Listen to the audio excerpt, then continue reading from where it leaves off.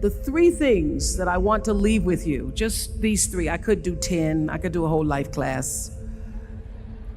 But just these three things will carry you if you let them. First and foremost, knowing who you are. Knowing who you are. Being able to answer this question, who am I? And what do I want?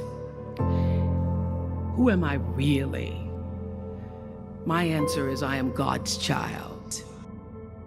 I am that which is born of all that is. I am, as Pierre de Chardin said, a spiritual being having a human experience.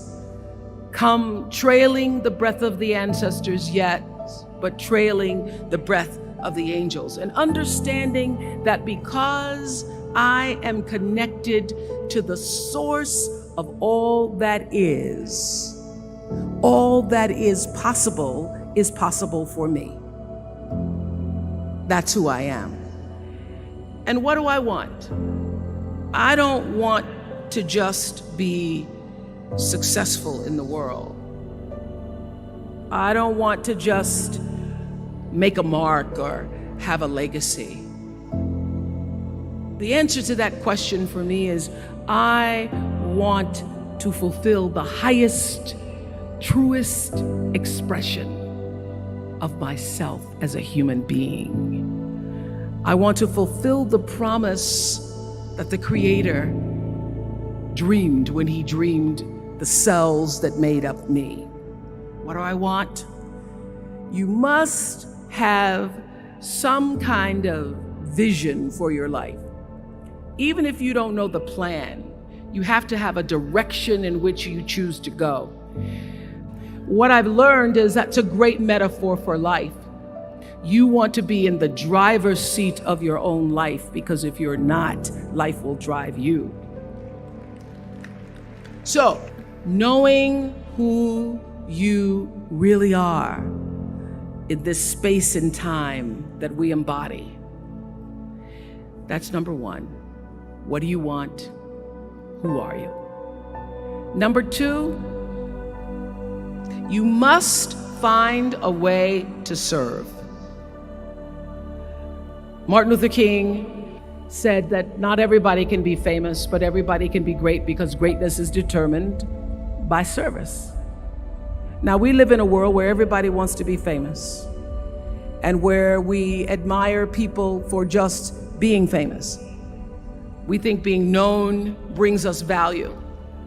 The truth is, all of that will fade in time. In 3 years, you won't be able to name the housewives of Atlanta. The real truth is that service and significance, service and the significance that you bring to your service is that which is lasting.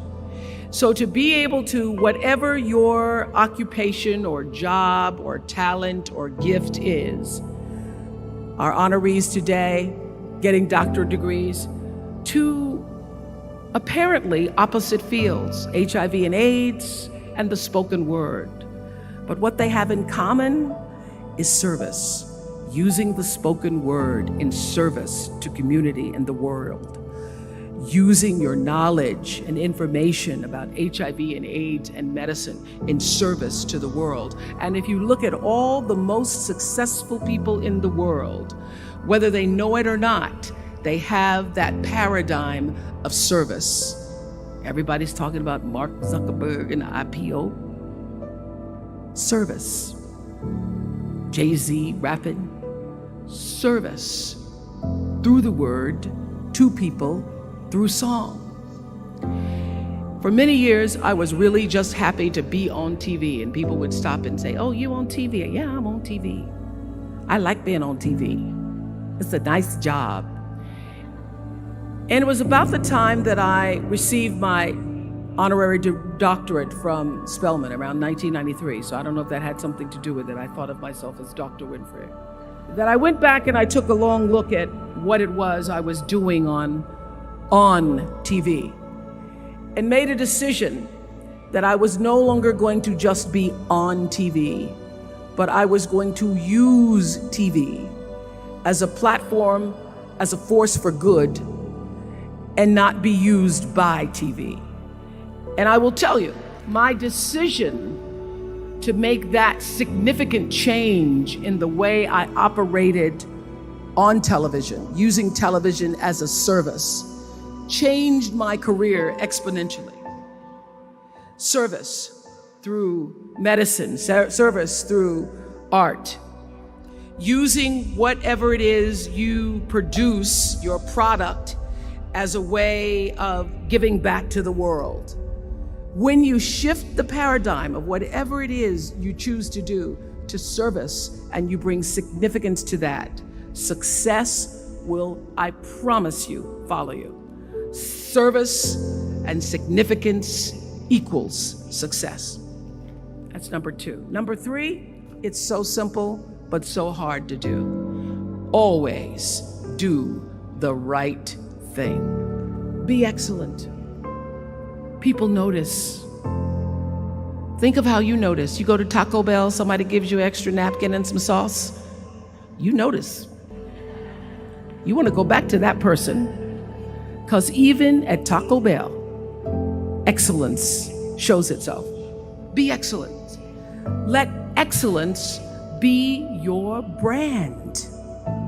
Everybody talks about building a brand. I never even knew what that was. When people say, you're a brand, I would say, no, I'm just Oprah. What I recognize now is that my choice to, in every way, in every example, in every experience, to do the right thing and the excellent thing is what has created the brand. And what I know is that when you are excellent, you become unforgettable. People remember you, you stand out.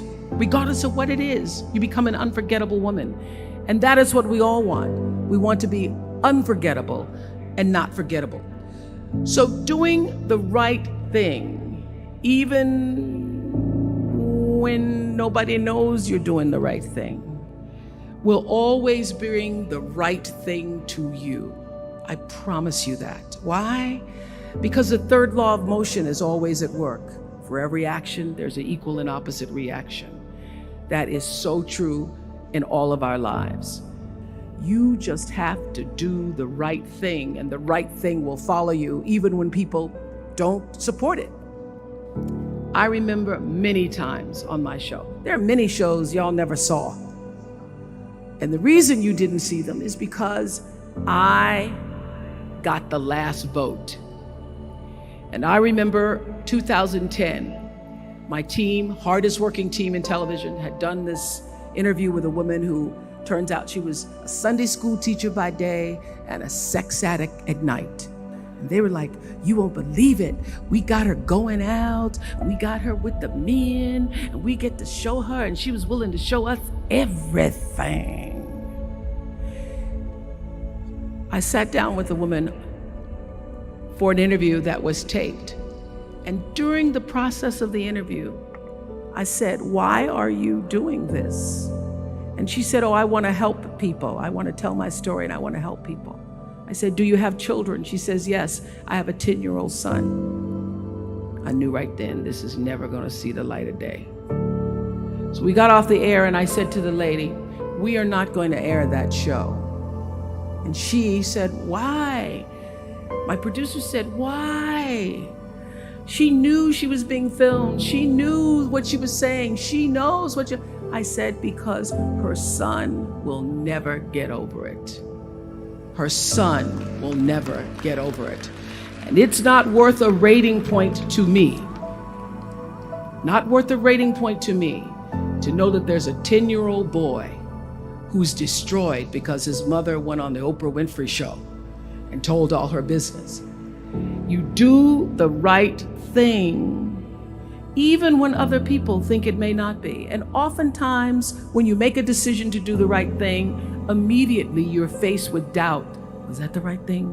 Was that the right decision? I don't know, was that the right thing? You always know it's the right thing, when in the end,